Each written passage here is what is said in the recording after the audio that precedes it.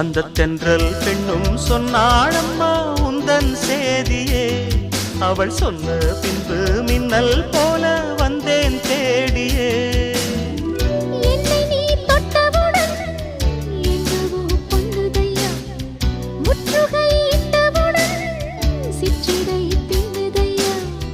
வெட்கம் விடுமோ அச்சம் விடுமோ தக்க துணைதான் பக்கம் வருமோ.